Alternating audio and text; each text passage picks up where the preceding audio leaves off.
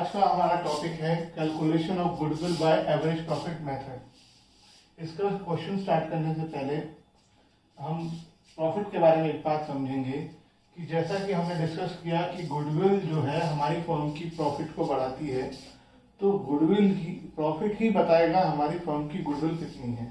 जिस फर्म को ज़्यादा प्रॉफिट हो रहा है उस फर्म की गुडविल ज़्यादा होगी, जिस फर्म को प्रॉफिट ही नहीं हो रहा है उसकी गुडविल भी नहीं होगी। जो लॉस में है उसकी गुडविल कैसे।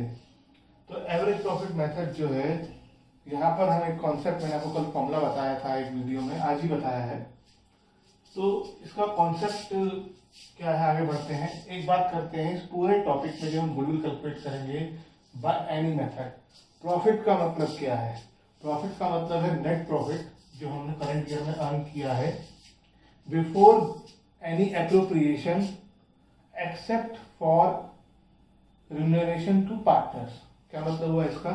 हमें जो प्रॉफिट लेना है वो नेट प्रॉफिट लेना है पार्टनर्स को रिम्यूनरेशन देने के बाद वाला। लेकिन interest on capital, reserves, interest on drawing, इससे हमें कोई मतलब नहीं है। लेकिन अगर पार्टनर्स को कोई सैलरी या कमीशन देनी है यानी रिम्यूनरेशन देनी है तो वो हम प्रॉफिट में से माइनस करेंगे और उस प्रॉफिट को कंसिडर करेंगे। दूसरी इंपॉर्टेंट चीज कि कई बार कुछ ट्रांजैक्शंस किसी किसी ईयर में ऐसी हो जाती हैं जो एबनॉर्मल होती हैं, विच आर नॉट नॉर्मल, है ना, जो हर साल नहीं होती हैं, और उसकी वजह से हमारा प्रॉफिट जो है या तो बढ़ जाता है या कम हो जाता है।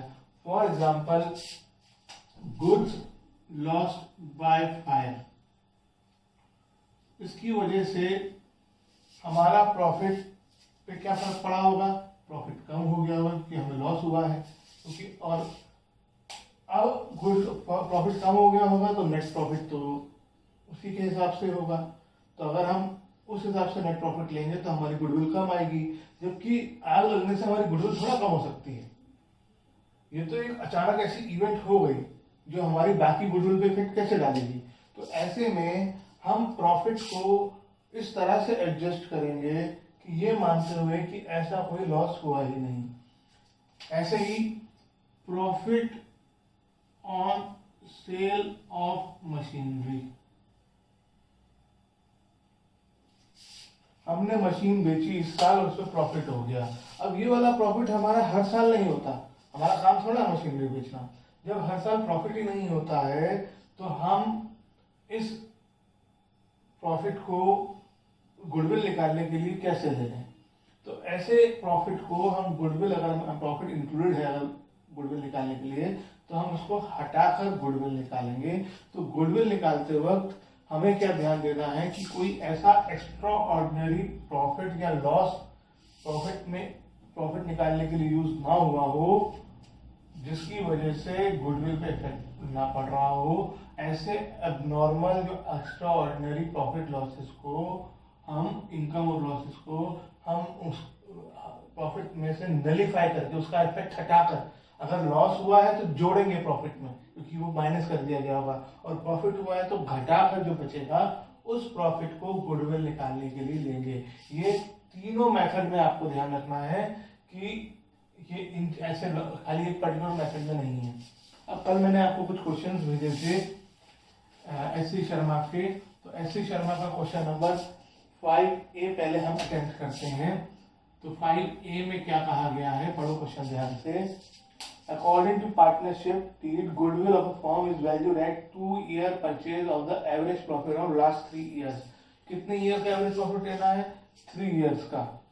और गुडविल कैसे आएगी? 2-year परचेज, यानी गुडविल आएगी 2-year परचेज मतलब 2 इंटू एवरेज प्रॉफिट करके। अब हमारे इसके लिए हमें एवरेज प्रॉफिट चाहिए। कितने ईयर का एवरेज प्रॉफिट? 3 इयर्स का। ये बहुत ध्यान से पढ़ना होता है। अभी स्टार्टिंग के क्वेश्चन है, लेकिन आगे के क्वेश्चन में आपको कंफ्यूज करने के लिए हम क्या करेंगे, क्वेश्चन में 5 साल का प्रॉफिट दे देंगे और क्वेश्चन में लिख देंगे कि एवरेज निकालना है 3 इयर्स का। तो बच्चे जल्दबाजी में 5 ईयर का एवरेज निकाल देते हैं। तो क्वेश्चन पढ़े ध्यान से, क्या कहा गया है, एवरेज प्रॉफिट उसी के हिसाब से कैलकुलेट करें। और एवरेज प्रॉफिट कैसे कैलकुलेट करेंगे? जितने ईयर्स का आपको प्रॉफिट दे रखा है उन सब का सम अपॉन नंबर ऑफ ईयर्स, और अगर किसी का लॉस हुआ है तो उसे माइनस करेंगे। तो इस क्वेश्चन में आपको 3 ईयर्स का प्रॉफिट दे रखा है। अच्छा, अगर 5 ईयर्स का दे रखा होता तो कौन से 3 देते? जो लेटेस्ट 3 हैं, यानी जब हम निकाल रहे हैं उससे जस्ट प्रीवियस 3 ईयर्स के प्रॉफिट लेने होते हैं। यहाँ पे तो 3 ही है, तो पहले हम एवरेज प्रॉफिट निकालेंगे। कैसे निकालेंगे? तीनों का सम करेंगे, तीनों का सम 50,000 प्लस 45,000 प्लस 61,000, और कितने ईयर है? 3 अपॉन 3। 4 ईयर होते तो 4 से डिवाइड करते, जितने नंबर लिखने उससे आपने लास्ट में मीन सीखा ही है, मीन और एवरेज एक ही बात होती है। इसका आंसर निकालो 1,56,000 अपॉन 3, एवरेज आ गया 52,000।